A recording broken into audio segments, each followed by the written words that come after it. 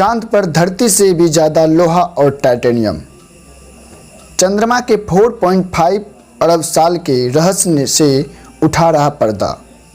NASA के lunar रिकॉनिस orbital spacecraft के miniature radio frequency उपकरण ने संकेत दर्ज किए हैं जिनमें पता चलता है कि वहाँ की कई चट्टानों पर लोहा और टाइटेनियम का भंडार है। नासा के वैज्ञानिक ने चंद्रमा पर बर्फ खोजते खोजते वहाँ के क्रेटर्स यानी कि गड्ढे में बेहद बड़ी मात्रा में धातु की खोज कर डाली है। पहले मेटल की मौजूदगी के सबूत मिले थे, लेकिन अब पता चलता है कि उसकी सतह के नीचे अंदाज से कहीं ज़्यादा लोहा और टाइटेनियम मौजूद है।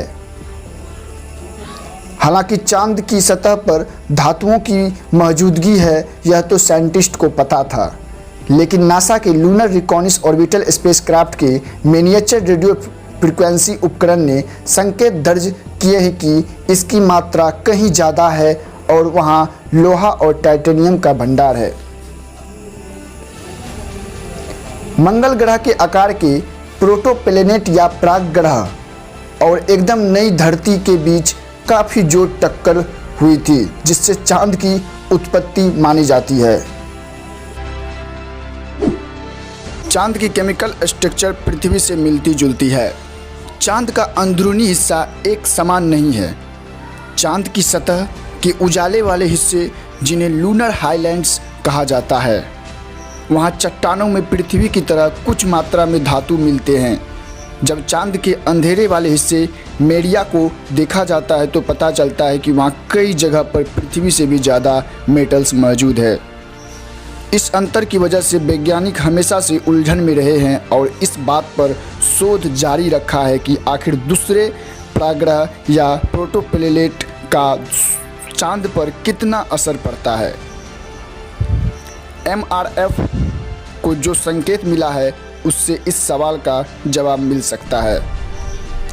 इससे इस सवाल का जवाब मिल सकता है कि इसकी मदद से शोधकर्ताओं को चांद के उत्तरी गोलार्ध क्रेटर्स की मिट्टी में एक विद्युत संपदा मिली है। इसे डाइलेक्ट्रिक कंसंट कहते हैं। इसकी मदद से गड्ढों में छिपी बर्फ को खोजा जा सकता है।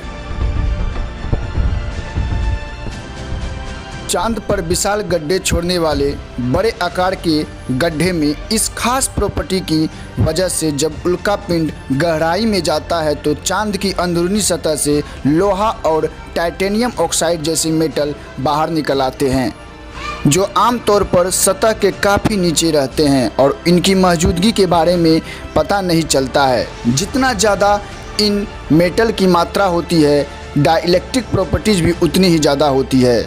इस बात की पुष्टि तभी की गई थी जब MRF के रडार से मिली तस्वीर और LRO के वाइड एंगल कैमरा, जापान के एगुआ मिशन और नासा के लूनर प्रोस्पेक्टर स्पेसक्राफ्ट से मिली मेटल ऑक्साइड के मैप की तुलना की गई थी।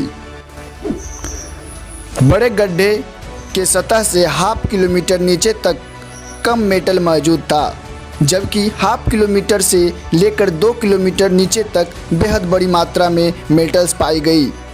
भले ही अभी सारे रहस्य सीधे सीधे ना खुले, लेकिन अब इस डेटा के मिलने के बाद ही यह पता लगने की संभावना बढ़ गई है कि चांद कैसे बना और 4.5 साल पहले ब्रह्मांड में दरअसल हो क्या रहा था।